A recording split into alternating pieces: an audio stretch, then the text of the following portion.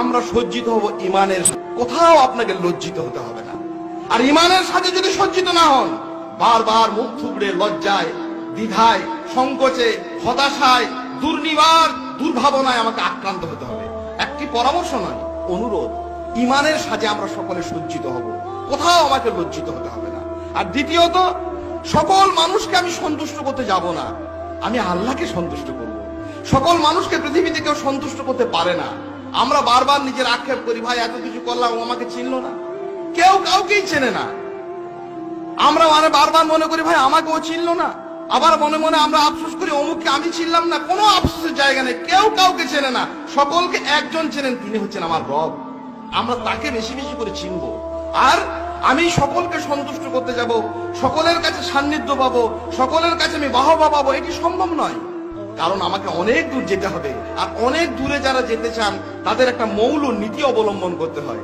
যাবেই যখন অনেক দূরে, সব ঘাটেতে নামতে নেই। যে নৌকা দূর সমুদ্রের জলযান হয়ে চলেছে, ভেসে চলেছে, সব ঘাটে একবার করে দাঁড়াতে গেলে সে পৌঁছতে পারবে না। যাবেই যখন অনেক দূরে, সব ঘাটেতে নামতে নেই। দূর পাল্লা ট্রেনের নিয়ম, সব স্টেশনে থামতে নেই। যে ট্রেন অনেক দূর যায়, সে ট্রেন সব স্টেশনে থামে না।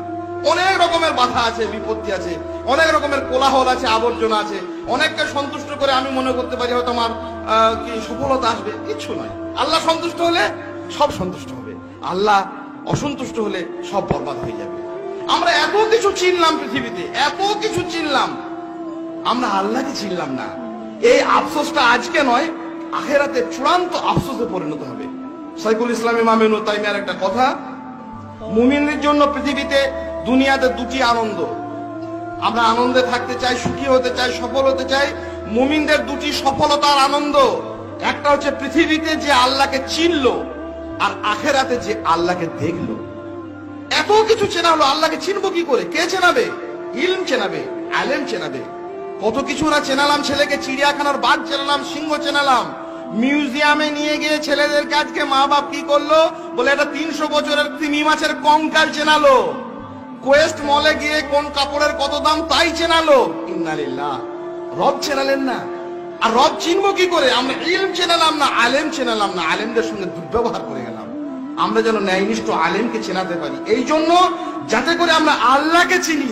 মুমিনদের দুটি সফলতা, দুনিয়াতে আল্লাহকে চেনা আর আখেরাতে আল্লাহকে দেখা। আল্লাহকে যখন দেখবেন সব ভুলে যাবেন। দুনিয়া আখেরে মানে জান্নাত, জাহান্নাম আর কিছুই স্মরণে নাই। জান্নাত পর্যন্ত তুচ্ছতে মুগ্ধ, অপলক চোখে চেয়ে থাকবে আল্লাহর দিকে। সেই আল্লাহকে চেনার জন্য আমাকে দুনিয়াতে ইলম অর্জন করতে হবে, ইলম চিনতে হবে, আলেমকে চিনতে হবে। নইলে বড় আফসোস হবে। সে আফসোসের কোনো জায়গা নেই, সে আফসোস করে সেদিন কোনো লাভ হবে।